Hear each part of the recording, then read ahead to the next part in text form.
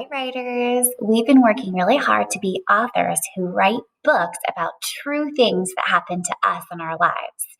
And it got me thinking the goal of being a writer is so that other people can read our stories and enjoy listening to them, right? So if we want other people like Mrs. Manning or your family or friends to enjoy your true stories, we need to be readers, not just writers. We need to go back and read our writing and ask ourselves, is my story easy to read so that everyone can enjoy it?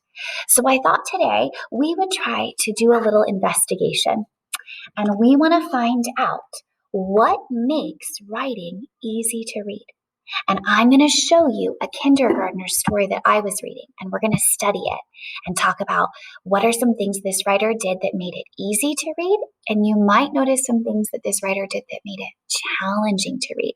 That way, we as writers can fix our own writing so that everyone can enjoy it. Are you ready?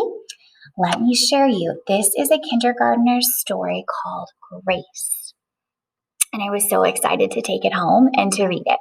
So I got into my bed with my blanket and my tea, and I had my little light on, and I was reading it at night. And I got started, and I knew her story was about the time that her tooth fell out because she told me. So then I went to go read her words. And I got so excited. I saw her pictures. Oh, and she even did what? I know. She did a speech bubble that says, yeah. Okay, so here I went to reading. I tick. I tick. I tick my toffee out. Uh-oh. And then I started to get a little sad. I knew her story was about her tooth coming out, but when I went to read the words, I couldn't tell. So some of this was hard to read. I noticed when I got to this word, tick, I think it's missing some sounds. So I went back to Grace and I asked her, what did you want this to say? And she said, I took. Oh, so she needed to add some more sounds, and then Mrs. Manning would have been able to figure out what word she was trying to write. So that's one thing that makes our writing easier to read. You want to make sure you add all the sounds you hear in a word. Like in took, she forgot that middle sound. So that it was hard for Mrs. Manning to read. Let's go back. I took wow, what did Grace do here and here that made it easy for me to read her writing? Yeah, she spaced. What about here? I took my tooth out. She forgot to space. It was supposed to say, I took my tooth out. So if she would have put a space right here, I would have been able to read it. So what do you think? Is spacing really important? You got it, super writers. We want to make sure that we add spaces between each word. So if there's the word tooth, we can use our finger to make sure we add a space before we write out.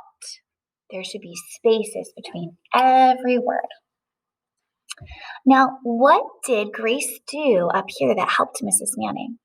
I knew what her story was going to be about and who was going to be there because she drew a picture, right? Pictures help us understand the words. Now, can you see the tooth in her picture? So she might want to go back and add some more details. So having detailed pictures help read the story. So you want to fill that whole page with all the details of where you were and who you were with and what was happening in your story.